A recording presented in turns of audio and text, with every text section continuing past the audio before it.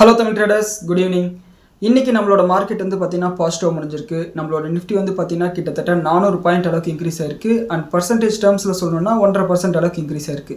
ஆனால் நம்மளோட போர்ட்ஃபோலியோ வந்து பார்த்திங்கன்னா நிஃப்டியை விட அதிகமாக இன்க்ரீஸ் ஆயிருக்கும். காரணம் என்னென்னா, ஸ்மால் கேப்பாக இருக்கட்டும், மிட் கேப் இண்டெக்ஸாக இருக்கட்டும், அதே மாதிரி சில செக்டார்ஸ் வந்து பார்த்திங்கன்னா 2.5% மேலே இன்க்ரீஸ் ஆயிருந்தது. அதனால தான் வந்து பார்த்திங்கன்னா நம்மளோட போர்ட்ஃபோலியோ இன்றைக்கி நிஃப்டி வந்து பிட் பண்ணுச்சு. அண்ட் உங்களோட போர்ட்ஃபோலியோ எப்படி பர்ஃபார்ம் பண்ணுதுன்னு சொல்லிட்டு கீழே கமெண்ட்டில் சொல்லுங்கள், தெரிஞ்சுக்கலாம். அண்ட் இந்த அளவுக்கு நம்மளோட மார்க்கெட் வந்து பாசிட்டிவ் மாறதுக்கு காரணம் பார்த்தீங்கன்னா மண்டே ஈவினிங்லேருந்து வந்த பாசிட்டிவ் அப்டேட்ஸ் தான்.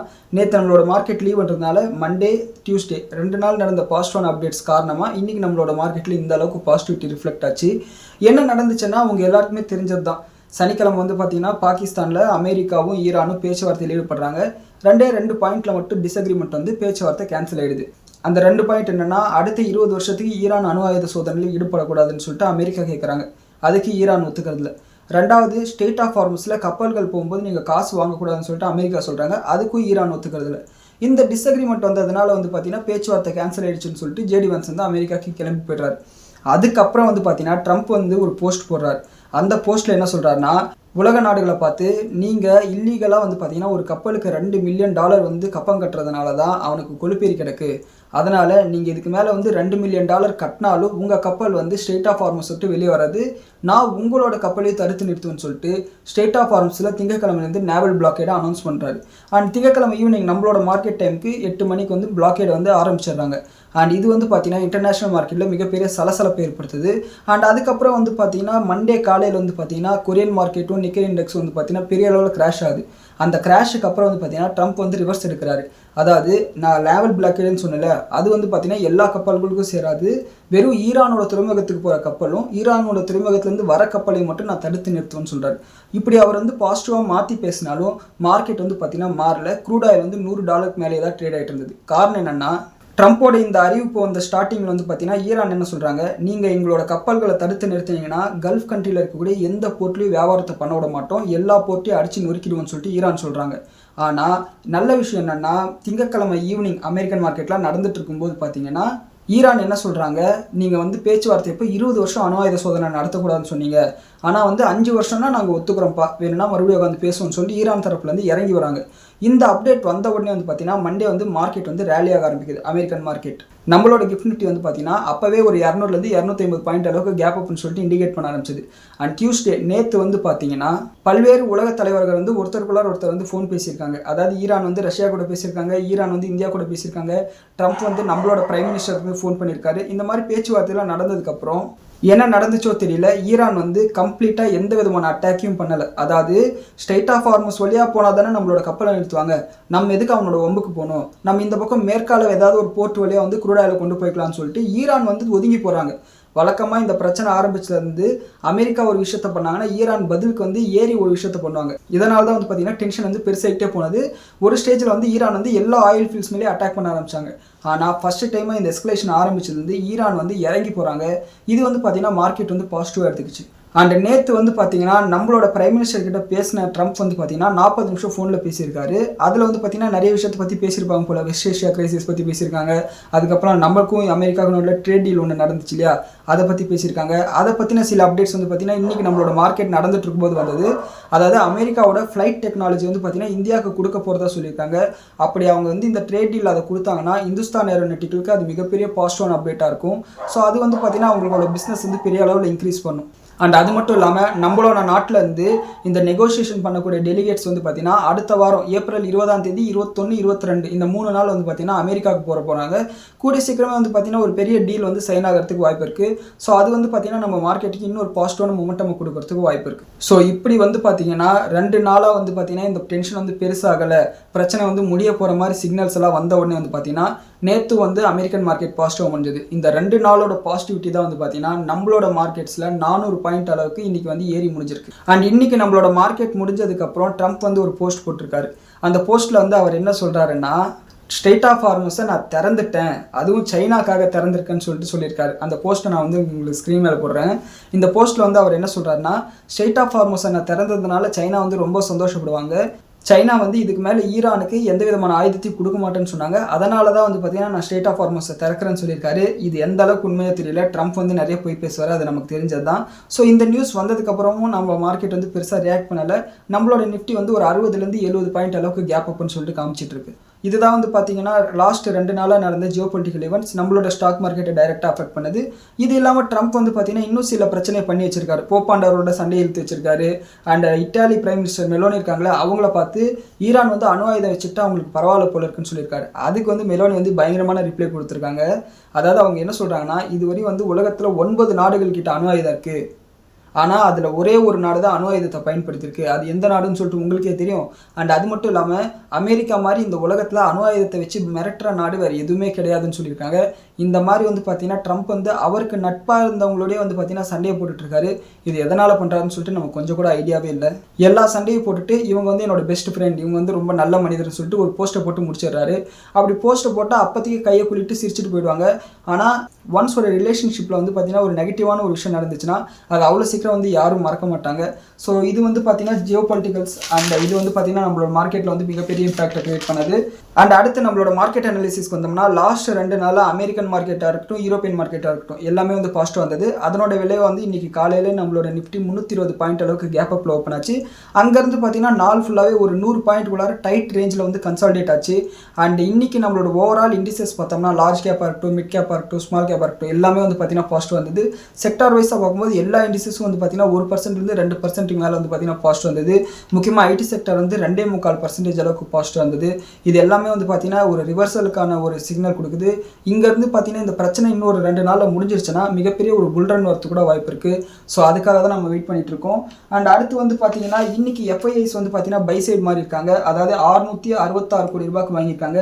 டிஐஎஸ் வந்து பார்த்தீங்கன்னா செல் சைடு வந்துட்டாங்க. அவங்க வாங்கும்போது இவனுங்க விற்க ஆரம்பிச்சிருவானுங்க. 568 கோடி ரூபாய்க்கு வந்து விற்றுருக்கானுங்க. அண்ட் யூஎஸ்டிஐஎன்ஆர் அமெரிக்க டாலருக்கு நிகரான இந்திய ரூபாய் வந்து பார்த்தீங்கன்னா 93 ரூபாய் 41 பைசா இருக்குது. இன்றைக்கி ஒரு 30 பைசா அளவுக்கு டிப்ரிஷியேட் இருக்குது. அண்ட் கோல்டு ப்ரைஸஸ் வந்து பார்த்தீங்கன்னா ஃப்ளாட்டாக தான் இருக்குது. $4,800 பக்கத்தில் ட்ரேட் ஆகிட்டு இருக்குது. அண்ட் நம்ம மார்க்கெட்டில் வந்து பார்த்தீங்கன்னா கோல்டு ப்ரைஸஸ் கிராமுக்கு 100 ரூபாய் இன்க்ரீஸ் ஆயிருக்கு. 24 கேரட் கோல்டு வந்து 15,450 22 கேரட் கோல்டு வந்து 14,200 ட்ரேட் ஆகிட்டு இருக்கு. இது வந்து எதனாலன்னா நம்மளோட ருப்பி டிப்ரிஷியேட் ஆனதுனால தான். அண்ட் க்ரூட் ஆயில் வந்து பார்த்தீங்கன்னா யூஸ்வலாக வந்து பிரெண்ட் க்ரூட் ஆயில் வந்து பார்த்தீங்கன்னா ஒரு $3லேருந்து $4 அதிகமாக ட்ரேட் ஆகும்.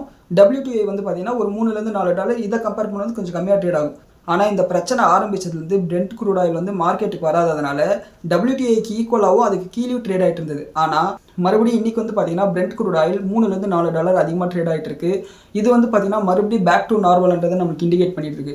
நான் ஏன் எல்லாமே நார்மலாக மாறிட்டு இருக்குன்னு சொல்கிறேன்னா, மார்க்கெட் எஃபிஷியன்ட் ஹைப்போதீசிஸ்ன்னு சொல்லிட்டு ஒன்று இருக்குது. அதாவது நமக்கு தெரியறதை விட மார்க்கெட்டுக்கு எல்லா விஷயமும் தெரியும். அது வந்து பார்த்தீங்கன்னா சீக்கிரமாகவே கணக்கு போட்டு ரியாலிட்டி காமிச்சிடும். அதனால தான் வந்து பார்த்தீங்கன்னா இது வந்து நான் ஸ்ட்ராங்காக சொல்கிறேன். அடுத்து இன்றைக்கி ஸ்டாக் ஸ்பெசிஃபிக் நியூஸ் வந்தோம்னா டாக்டர் ரெட்டிக்கு வந்து ஒரு நெகட்டிவான அப்டேட் வந்திருக்கு. அதாவது அமெரிக்காவில் எப்படி யூஎஸ்எஃப்டிஏ அப்ரூவல் வாங்கணுமோ அதே மாதிரி பிரேசிலில் வந்து பார்த்தீங்கன்னா ஒரு ட்ரக் ரெகுலேட்டரி அத்தாரிட்டி இருக்காங்க. அவங்க வந்து பார்த்தீங்கன்னா இவங்களோட ஜென்ரிக் வெர்ஷன் செமிக்ளோடைடுக்கு வந்து பார்த்தீங்கன்னா அப்ரூவல் கொடுக்கல, மறுத்துட்டாங்க. இது வந்து பார்த்தீங்கன்னா டாக்டர் ரெட்டிக்கு ஒரு நெகட்டிவான விஷயம். அண்ட் அது மட்டும் இல்லாமல் சிட்டி குரூப் வந்து 13% இவங்களோட ஷேர் ப்ரைஸ் விழும், அதனால் வித்துருங்கன்னு சொல்லிட்டு செல் ரேட்டிங் கொடுத்துருக்காங்க. அதனால் இன்றைக்கி வந்து காலையிலேயே வந்து பார்த்தீங்கன்னா ஒரு செல்லிங் ப்ரெஷர் வந்து பார்க்க முடிஞ்சது. அண்ட் அடுத்து வந்து பார்த்தீங்கன்னா உஜ்ஜீவன் ஸ்மால் ஃபைனான்ஸ் பேங்க் வந்து பார்த்தீங்கன்னா ஒரு நெகட்டிவான அப்டேட் வந்திருக்கு. இவங்க என்னன்னா, சார் நாங்களும் வந்து பெரிய பேங்க் தான், கமர்ஷியல் பேங்காக மாறுறதுக்கு எங்களுக்கும் அப்ரூவல் கொடுங்கன்னு சொல்லிட்டு ஆர்பிஐயில் அப்ளிகேஷன் கொடுத்துருக்காங்க. ஆனால் ஆர்பிஐ என்ன சொல்லிட்டாங்கன்னா, முதல்ல உங்களோட லோன் புக்கெல்லாம் வந்து டைவர்சி பண்ணுங்கள், நீங்கள் மைக்ரோ ஃபைனான்ஸ்லேயே ரொம்ப கான்சென்ட்ரேட்டாக இருக்கீங்க, ஃபர்ஸ்ட் அதெல்லாம் சரி பண்ணிட்டு மறுபடியும் அப்ளை பண்ணுங்கன்னு சொல்லியிருக்காங்க. இது வந்து பார்த்தீங்கன்னா நெகட்டிவான விஷயம் தான் இன்றைக்கி. ஆனால் லாங் ரனில் பார்க்கும்போது உஜ்ஜீவன் ஸ்மால் ஃபைனான்ஸ் பேங்க்ஸ் ஒரு ஸ்டேஜில் வந்து ஃபெடரல் பேங்க் மாதிரி, கரூர் வைஸ்யா பேங்க் மாதிரி ஒரு பேங்காக மாறிடுவாங்க. அப்போ வந்து பார்த்தீங்கன்னா இன்வெஸ்டர்ஸ்க்கு மிகப்பெரிய வெல்த்தை கிரியேட் பண்ணுறதுக்கு வாய்ப்பு இருக்குது. அடுத்து ரெயில்டெல் நிறுவனத்துக்கு வந்து பார்த்தீங்கன்னா கிட்டத்தட்ட 565 கோடி ரூபா மதிப்புள்ள ஆர்டர் RVNL கிட்டேருந்து கிடைச்சிருக்கு.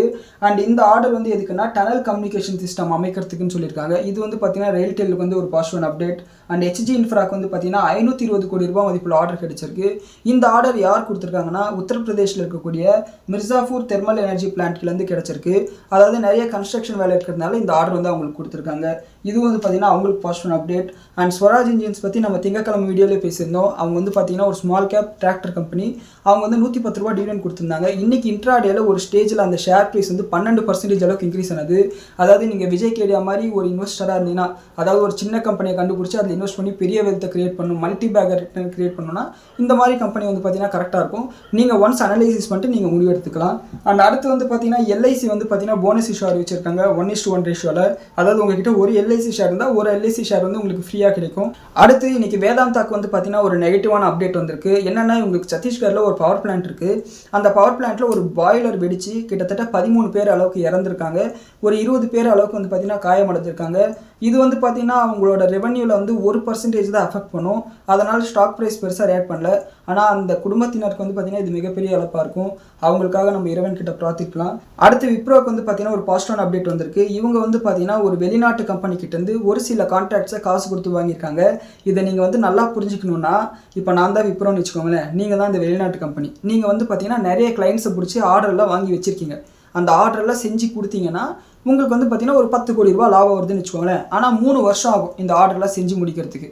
அப்போது நான் வரேன் உங்ககிட்ட, தம்பி நீங்கள் எதுக்கு 3 வருஷம் கஷ்டப்படுறீங்க? இப்போவே வந்து பார்த்தீங்கன்னா உங்களுக்கு நான் ஒரு 2 கோடி ரூபா தரேன், நீங்கள் அந்த ஆர்டரெல்லாம் எனக்கு கொடுத்துருங்க, நான் செஞ்சு கொடுத்து லாபம் சம்பாதிச்சிக்கிறேன் அப்படின்னு சொல்கிறேன். நீங்கள் என்ன பண்ணுறீங்க, ஓகே உடனே 2 கோடி ரூபா வருதுல்லன்னு சொல்லிட்டு அந்த ஆர்டரெல்லாம் எனக்கு கொடுத்துட்றீங்க. ஸோ இது வந்து பார்த்தீங்கன்னா ஒரு வின் சுச்சுவேஷன் தான். விப்ரோக்கு ஒரு பக்கம் 8 கோடி ரூபா புது ஆர்டர் கிடைக்குது. அண்ட் அதே மாதிரி பார்த்தீங்கன்னா அந்த கம்பெனிக்கு வந்து பார்த்தீங்கன்னா ஒரு 2 கோடி ரூபா 3 கோடி ரூபா அளவுக்கு வந்து கிடைக்குது. இது வந்து பார்த்தீங்கன்னா ஒரு எக்ஸாம்பிளுக்கு சொன்னேன். இந்த டிரான்சாக்ஷனோட வேல்யூ வந்து பார்த்தீங்கன்னா $71 மில்லியன் சொல்கிறாங்க. இது வந்து பார்த்தீங்கன்னா விப்ரோக்கு வந்து ஒரு பாசிட்டிவ் அப்டேட். ஏன்னா வந்து இன்ஆர்கானிக்காக அவங்களோட பிஸ்னஸ் வந்து இன்க்ரீஸ் பண்ணுறாங்க. அண்ட் அடுத்து வந்து பார்த்தீங்கன்னா என்எஸ்சி கிட்டேருந்து ஒரு ரிப்போர்ட் வந்திருக்கு.